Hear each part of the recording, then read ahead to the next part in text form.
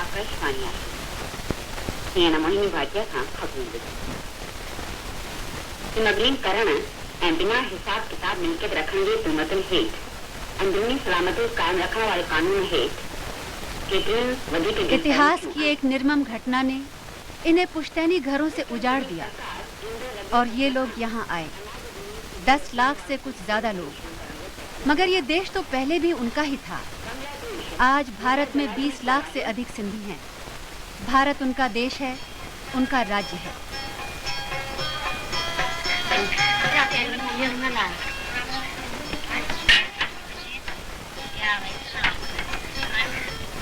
वे एक भाषा बोलते हैं, अनेक भाषाएं समझते हैं।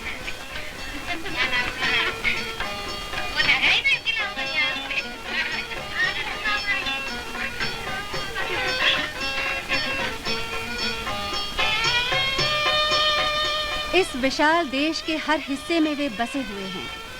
कहीं बड़ी तादाद में अपने ही मोहल्लों में अपनी विशेष संस्कृति झलकाते हुए, तो कहीं आटे में नमक के बराबर।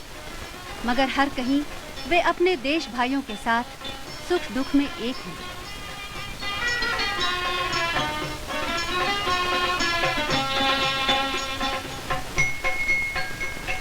यहाँ वे व्यापारी नहीं, निर्वासित बनकर आए थे। अपने साथ वे लाए थे इतिहास का एक टुकड़ा, एक संस्कृति, जीवन का एक ढर्रा, जीने की अदम्य चाह और मांग कर खाने से सख्त नफरत।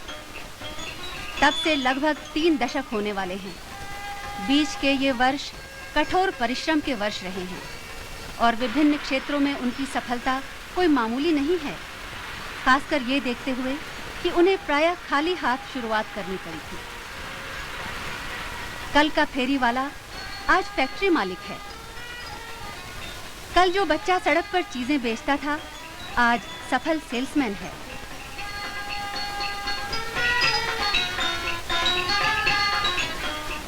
कई के पास पुश्तैनी पेशे का अनुभव था जो नए कारोबार की नींव बना।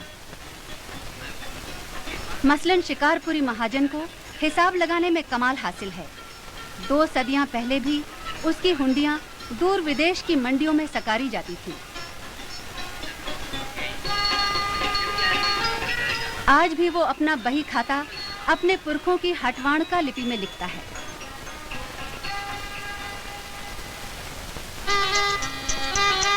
इनमें से अधिकांश ने आधुनिक जीवन के अनुरूप अपने को ढाल लिया है, नए धंधे व पेशे अपना लिए हैं। ओनरशिप फ्लैट्स की प्रथा सिंधियों की ही सूझ थी। आपको 2 बेडरूम 3 बेडरूम चाहिए तो उसमें सतना बिल्डिंग में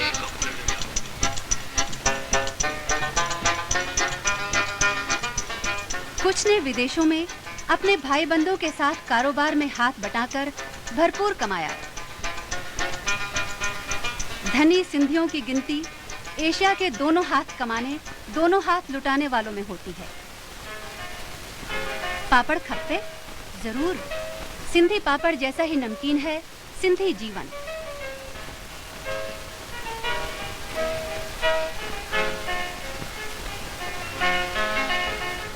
लेकिन उनकी अगली पीढ़ियां क्या अपना अलग स्वरूप, अपनी विशेष संस्कृति खो बैठेंगी? अतीत से उनका संबंध अभी मजबूत है और कितना पुराना शानदार अतीत। सिंध घाटी दुनिया की एक अति प्राचीन सभ्यता का घर। मोहनजोदड़ो बाद में वो बर्बर आक्रांताओं की संघर्ष भूमि रही। आक्रांताओं में प्राचीन ईरानी, यूनानी, शक, अरब, तरखान और मुगल थे। लड़ाकू खाना बदोश कबीले थे, बलूची, तालपुर, मीर और अंत में अंग्रेज संघर्ष और संपर्क के इस लंबे इतिहास में विजेताओं ने शासन जरूर किया, मगर असली राजा था सिंध दरिया, जो हर बाढ़ के साथ सूखी जमीन को सरसब्ज बना देता। जीवन दाता दरिया शाह।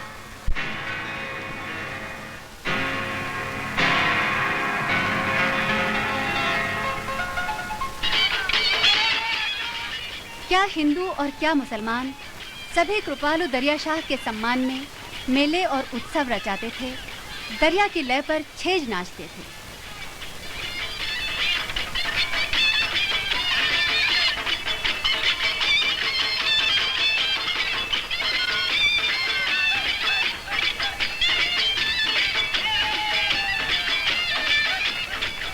संघर्ष भरे इतिहास ने सिंधियों को शांति प्रेमी और सहिष्णु बनाया है। इसीलिए वहाँ सूफी मत पनपा, जो कि प्रेम का पंथ है। उसके धर्म गुरु महान कवि भी थे। महान सूफी शायर शाह अब्दुल लतीफ, मनमौजी अब्दुल बहाव सचल, वेदांत कवि भाई चैनराय सामी। अपने मशहूर काव्य संग्रह रिसालों में शाह अब्दुल लतीफ ने 18वीं सदी में सिंधी कविता की नई धारा चलाई। पार्थिव प्रेम और सौंदर्य के ये गीत असल में परमात्मा और आत्मा के शाश्वत प्रेम के रूपक हैं। सिंध साधु संतों फकीरों की भूमि है और दरबारों यानी मंदिरों की भी। उनका धर्म दर्शन के जंजाल से मुक्त है। न जात पात, न छुआछूत। भगवान और गुरु के सामने सब एक समान।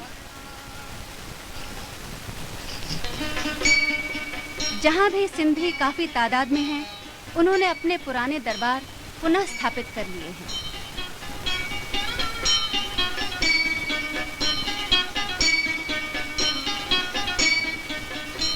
सिंधी सब देवताओं पर श्रद्धा रखता है। सिंधियों की इस समग्र दृष्टि का स्रोत है सदा जल भरित पवित्र सिंधु दरिया, देवता उडेरो लाल।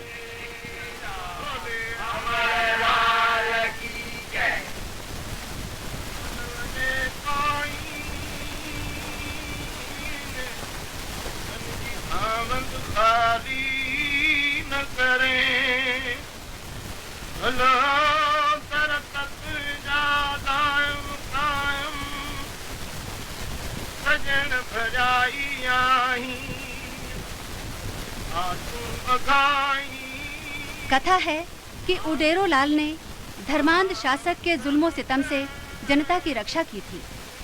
उडेरो लाल, झूरे लाल, जो लाल साईं नाम से भी पूजे जाते हैं, उन सब सिंधियों के रक्षक देवता हैं जो दरियापंथी कहलाते हैं।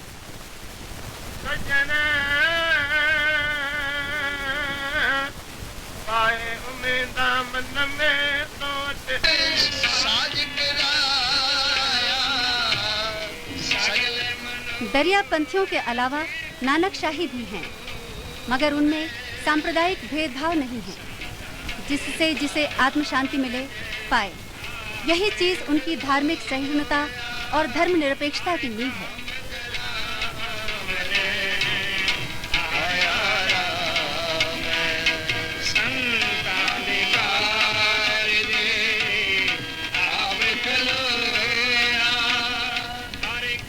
प्रार्थना अलग चीज है, दुनियादारी अलग चीज। गरीबी में सिंधी किफायत और कड़ी मेहनत करता है। खुशहाल होने पर जीवन का पूरा सुख भोगता है।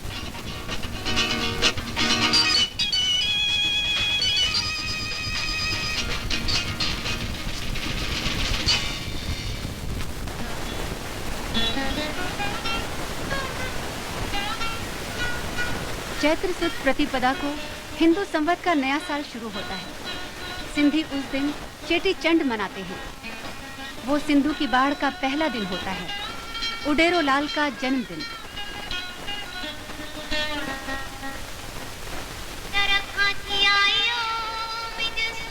सिंधु के तट पर इस दिन भारी मेले लगते थे।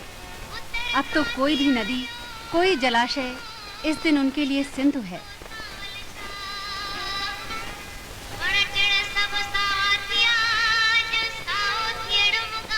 जल देवता हमें सुख समृद्धि की लहरों से सींचे। दूर के देशों में धंधा रोजगार कर रहे हमारे मर्दों की रक्षा करे। पुराण कथाएं समाज को स्थिरता और अटूट सिलसिला देती हैं।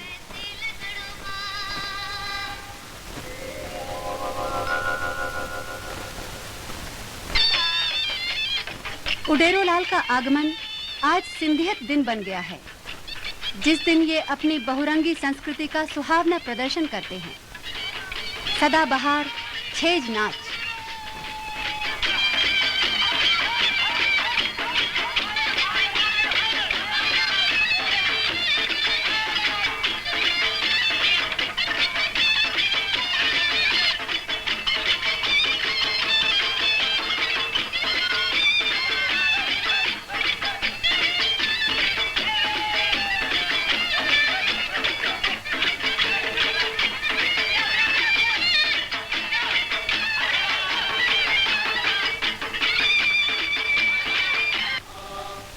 भगत लोग सिंध के सांस्कृतिक प्रतिनिधि थे।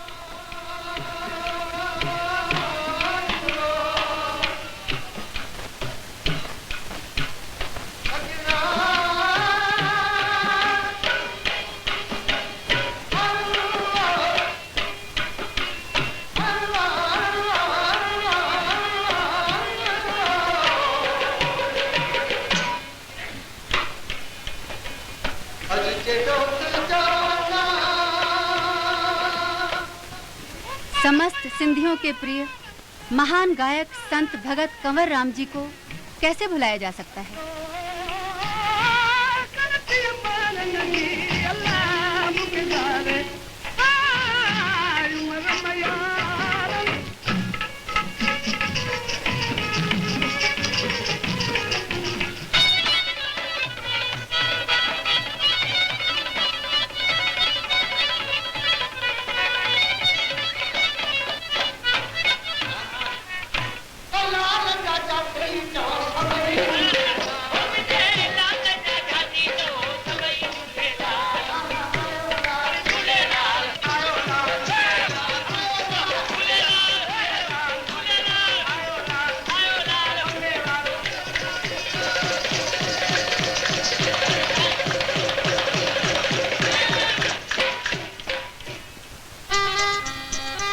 पैसा ही सब कुछ नहीं, मगर वो जरूरी है, खासकर दान और परोपकार के लिए।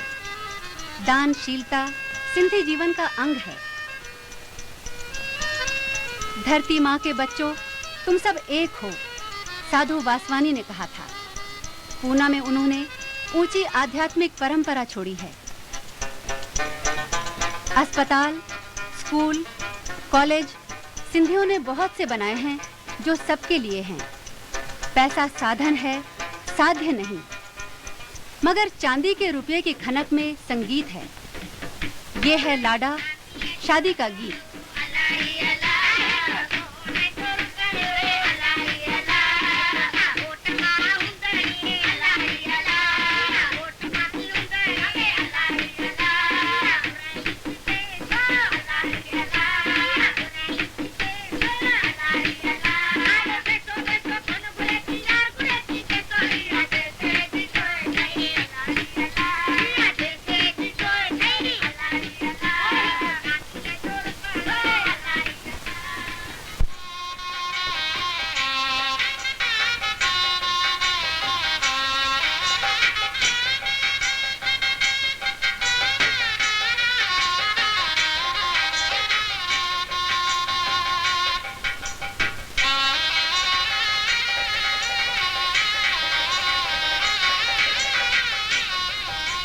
और शादी तो जैसे साज सिंगार और कपड़ों व गहनों की प्रदर्शनी होती है।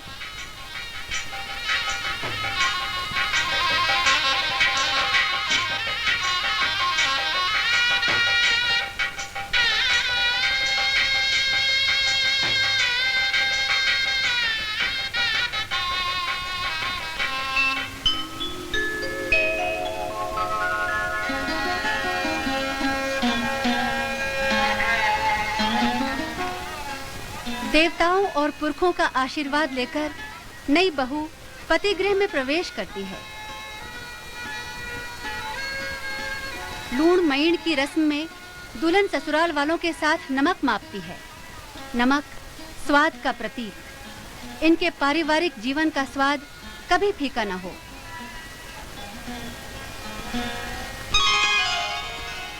आषाढ़ की पूनम को सिंध और समुद्र का ठाठ देखते ही बनता है।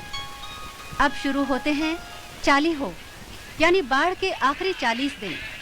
इस अरसे में निष्ठावान हिंदू दाढ़ी नहीं बनाते और दिन में एक ही बार खाते हैं।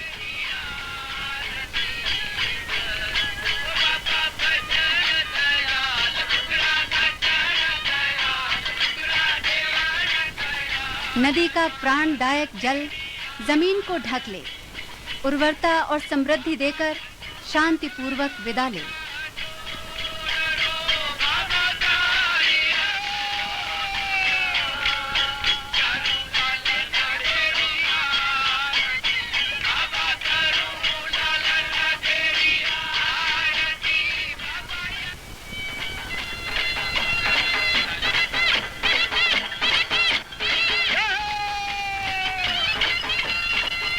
बहराणों गाजे बाजे के साथ जुलूस में जल देवता के पास ले जाया जाता है।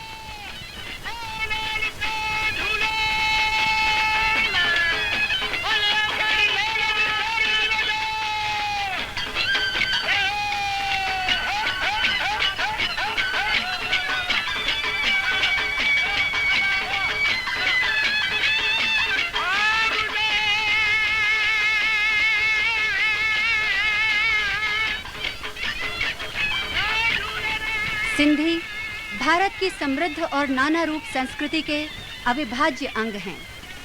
संस्कृति आत्मा का परिधान है जो सीमाहीन है। सिंधी होना एक गौरव है। भारतीय होना स्वयं एक गौरव है।